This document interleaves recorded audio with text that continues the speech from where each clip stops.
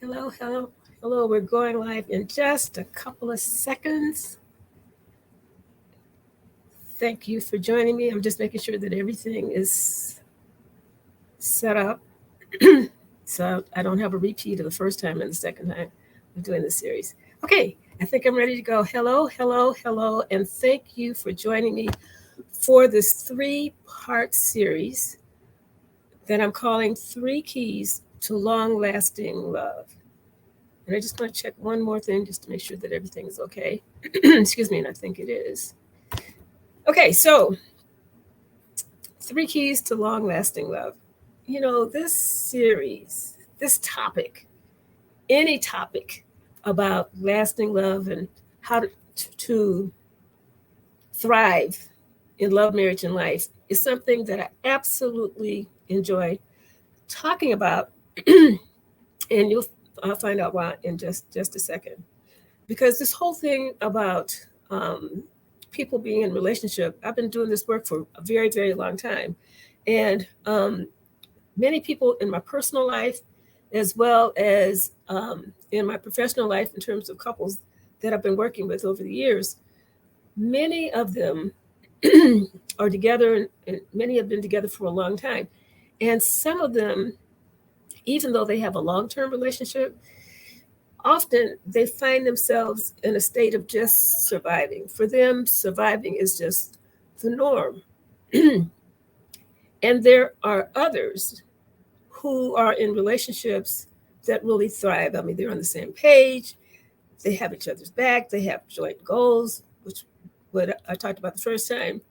Um, they're communicating in a way that they're connecting at a deep level.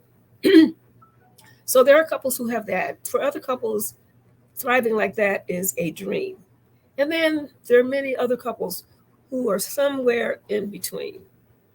And so for me, sharing these keys, because there's a lot of them, um, sharing these keys just gives ideas, food for thought uh, to couples to think about what they can do differently so that they can go to the next level wherever they are right now. You know, when I look at thriving, surviving to thriving, when I look at that scale and couples take a look at where they are, I mean, they probably know that they're just surviving. They probably already know that there's some place in between. But most of them, especially the ones that come in for counseling, come to the workshops and what have you, they want to go to that next level. And so one of the reasons why I this is so important for me to share is because well, maybe let me start off with something.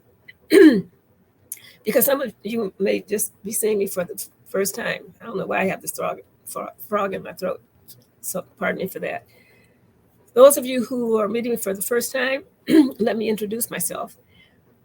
I'm Melva Johnson. I'm co-founder of the Johnson Relationship Institute for Couples and the co-author of Mining for Gold in Your Marriage.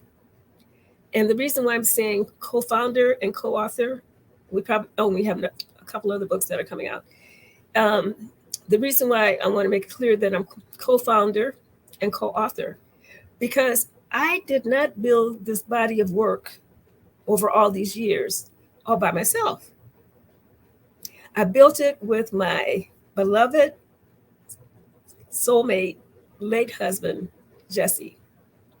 We worked a long, long time to put these keys together through all of our trainings and what we were doing in our personal life to build the long lasting life that we both enjoyed um, with each other and with our family, because that was really important to us. So it was also important for us to be clear on our purpose and to stay focused on that, which was to be of service with other couples to support them to go to the next level. And so I was really blessed to be able to work with this man side by side for all of these years, from the I do through the in illness and in health to until death do us part. So I really had a blessed experience for a long, long time. And so when we were doing our work together, and I'm going to make this story short, when we were doing our work together, we had the opportunity to learn a lot of things. And one of the things that we paid a lot of attention to, because it came up in our work, was what we went in depth with in our Imago relationship training. Um, that where we did use those tools in our therapy, working with couples, counseling, working with couples, workshops, and what have you. We really paid attention to those three stages that couples go through, naturally go through. You know, the romantic stage is the fun stage, is the easy stage, because that's when the best version of each partner shows up. And I usually say to couples that it's so easy because during that stage, it's like the brain releases a certain chemical. It's like it's like um, the person being on natural drugs, where they're in this kind of trance, kind of good feeling kind of state, and so they can't help but show up as their best self. And so by the time that they come to us, we know that they're in stage two. And why do we know that they're in stage two? It's because they have something going on.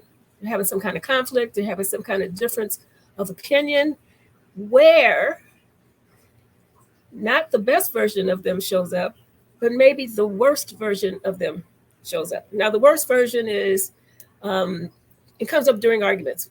One person's attacking, criticizing, the other person's shutting down, withdrawing, giving the silent treatment. What couples do not know is that when that version of them shows up, that beneath the surface, there is a yearning to develop that part. It just means that there's an undeveloped part that's showing up in that moment, in that situation. Because, as Maya Angelou says, when we know better, we do better. So if we don't know how to do anything else but to show up and attack or withdraw, then that's what we're going to do. So the good news about the second stage is that is where the growth happens so that the couple can progress to stage three of long lasting love and a relationship that thrives. So Jesse and I knew that. And we also knew that if we were going to be credible, that we had to do this ourselves. We had to do the work ourselves. We had to do the individual work, and we had to implement it in our relationships. So that was our foundation, and that is the foundation that I focus on in terms of supporting couples. So far, um, I have shared two keys: shared goals and effective communication. And like I said earlier, everybody knows that they need that. The problem is they don't know how to implement it when things get sensitive, when things get a little rough. So that third key that I want to talk about is called conflict resolution. It's important to have that skill too. So what I know about couples who are in a thriving relationship is that they are enjoying the we factor. The we factor meaning they're a team. They're two independent people working together interdependently toward the bigger picture. So, yes, they have differences of opinion and what have you, but they work things out. If they have differences of opinion and if they hurt each other's feelings, they know how to repair as fast as possible. They know how, on a day to day basis, to keep positive interactions and actions toward each other going. I call it, John Gottman and his wife, Julie Gottman, doctors Julie and John Gottman, came up with this term called the love bank. So they know how to make deposits every single day in their love bank. So if there is a difference of opinion or a conflict or a stressor in their life, then when there's a withdrawal, their whole relationship doesn't become bankrupt. So this series is contributing to supporting couples to have ideas about how to make more deposits into their love bank, the love relationship bank. So this time we're going to focus on conflict and conflict resolution.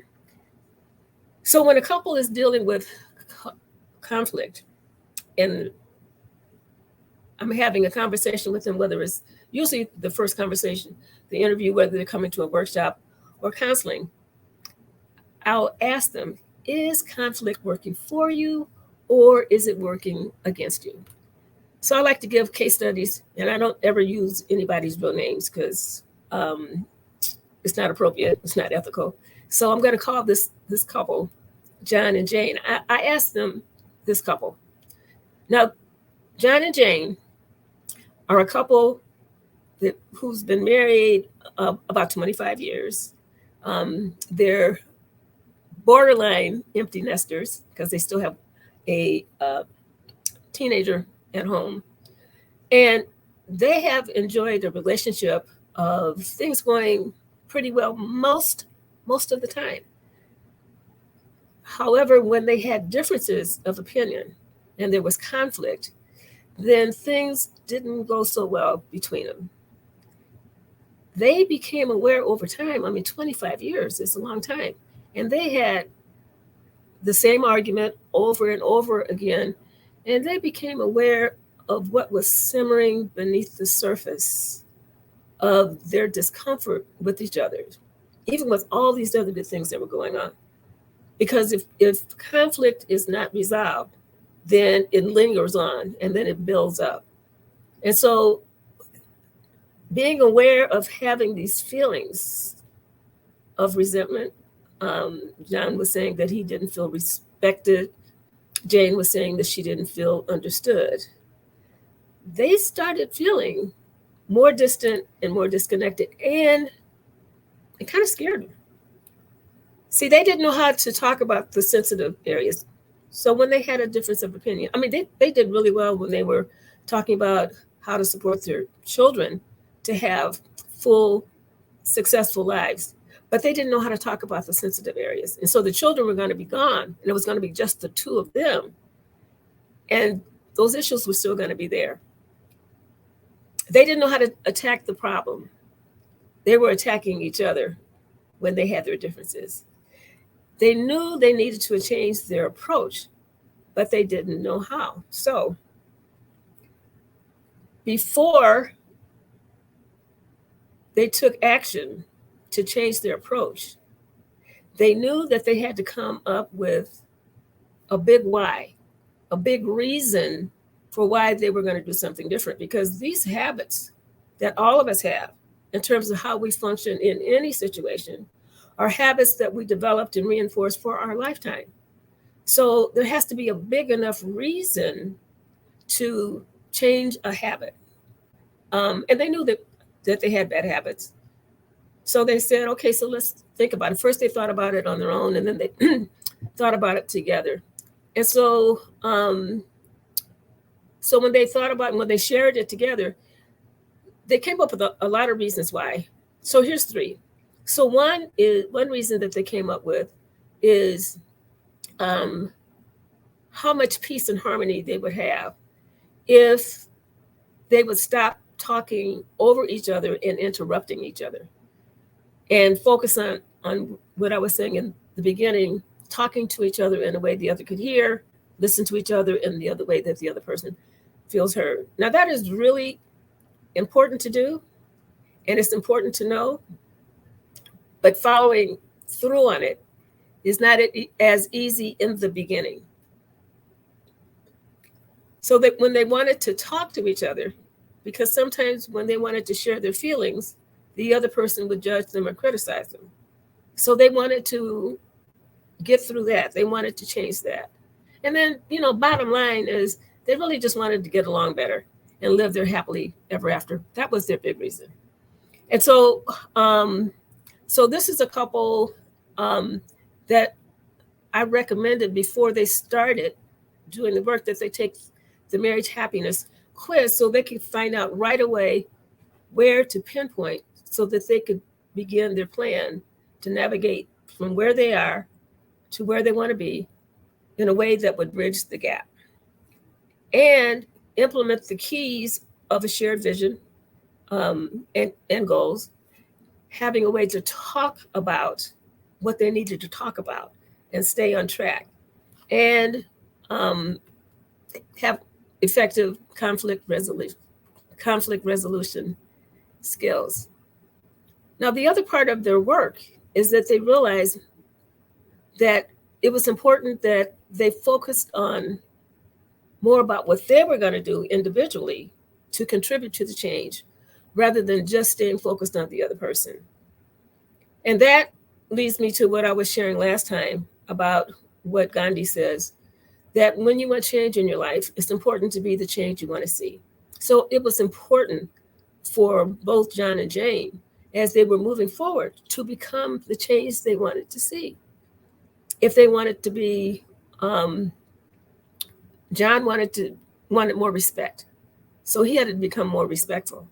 Jane wanted more understanding, so she wanted to be understood, so she needed to become more understanding. So to me, that is a way of becoming the love that you want to see. So they both decided they were going to do their,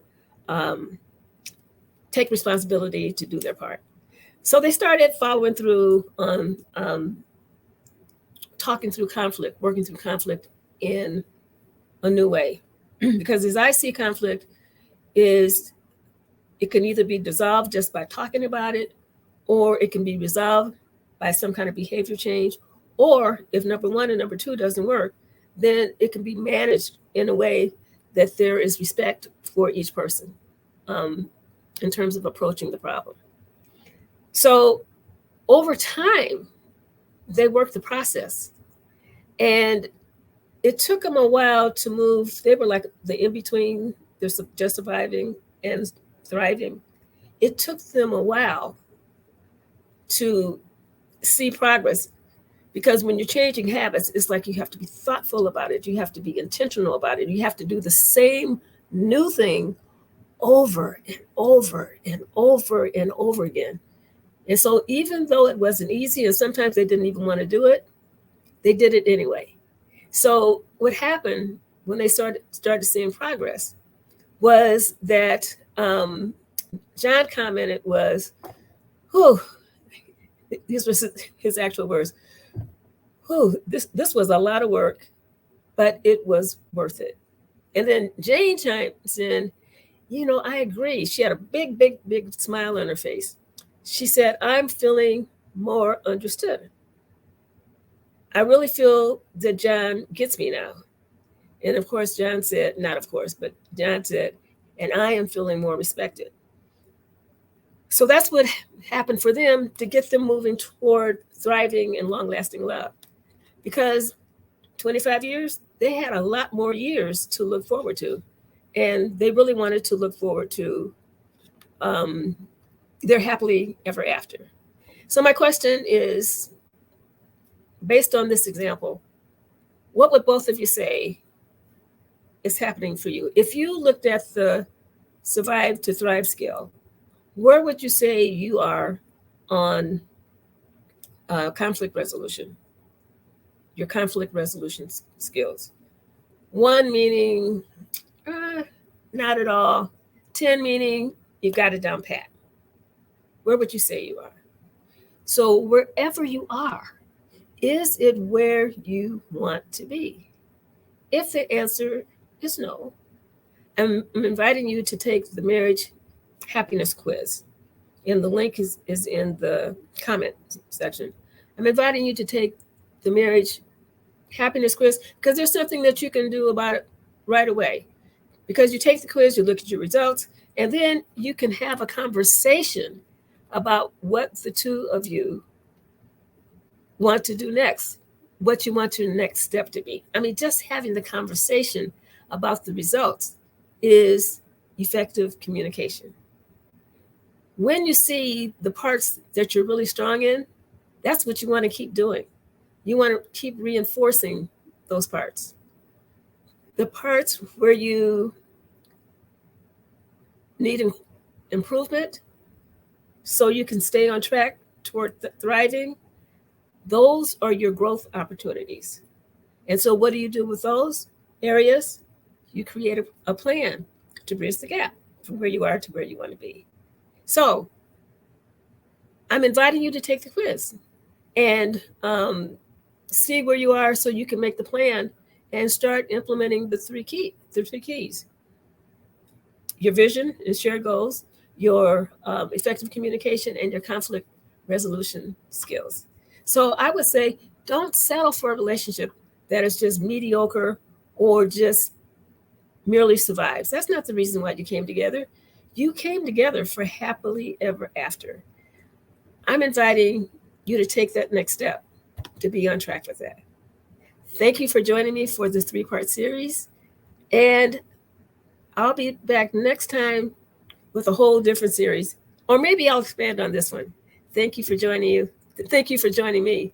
I'll see you next time. Take care.